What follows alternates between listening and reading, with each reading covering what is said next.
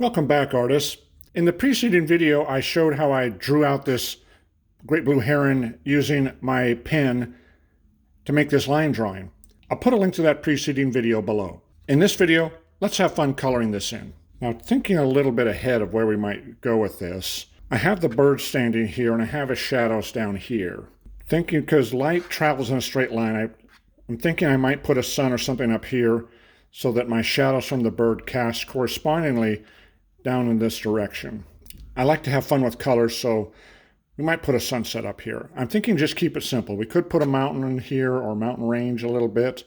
I might do that, but we'll see. I'm thinking less is more, keep it simple. Probably not, but maybe we will. Let's see how it looks when we're going along here. Now, when we're doing this, I normally like to do an atypical method, which is use this watercolor graphite to establish my lights and darks. So I'm thinking first about where my source of light is, just as I was discussing. And a lot of times I will do it on the fly. Although this watercolor graphite is not technically paint, I use it as a paint in the same manner as a paint. These are the shadow areas that I'm establishing here. The whole thing I'm doing here is making them look three-dimensional by figuring out where my lights and darks are going to be. Watercolor graphite is especially easy to use for things like the tops of these cattails where I just want to block in, kind of give a general idea that they're there. It does this really nicely, and I can just think about lights and darks, and that's what I so love about using this watercolor graphite as a first step towards a watercolor painting. Now, when we work in watercolors, we normally start from light to darks. We could start with really any light color we wanted. I am sort of inclined to say, let's do these cattails back here. This is raw sienna.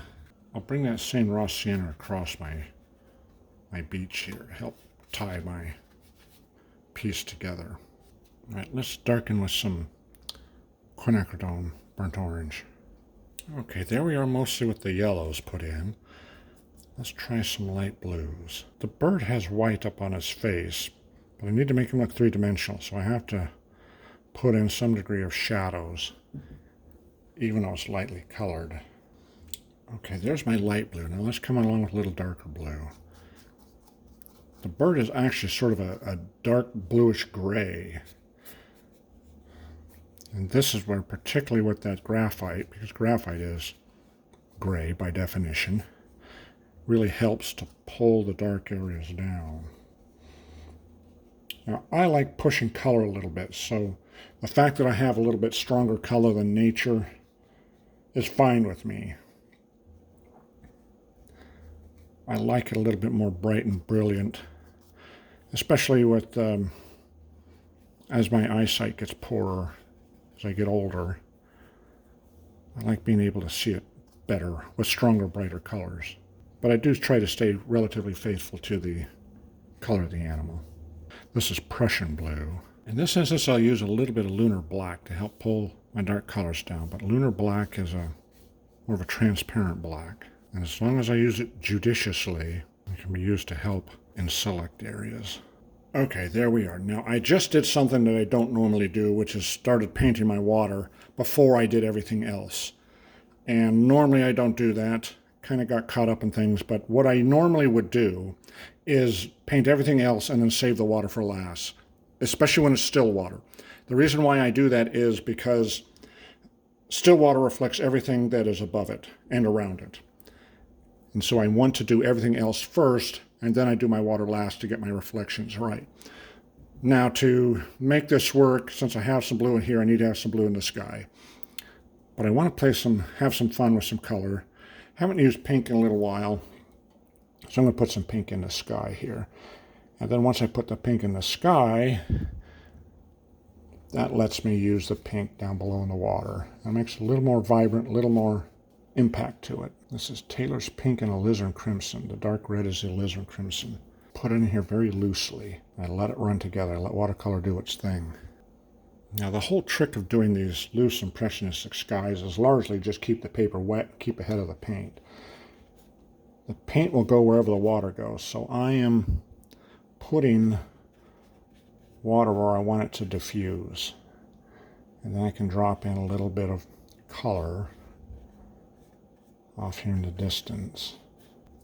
Now, because I put the blue down here, I need to put some blue up here as well. Okay, now in terms of a horizon, I could put a horizon in, or I could use what is an implied horizon. We know that the water would go up so far, and somewhere maybe around in here or up here, could be anywhere in here, would be the horizon where the sky meets the land, or in this case, the water.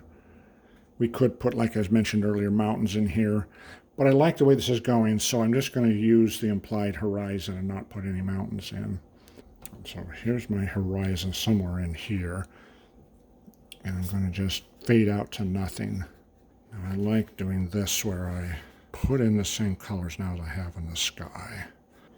Okay, now I'm going to put a few of the highlights from the sky, that setting sun, onto the bird. So I'm going to do a little bit there on the neck. Now this may seem counterintuitive, but it's going to help tie my main object, my bird, in with the background.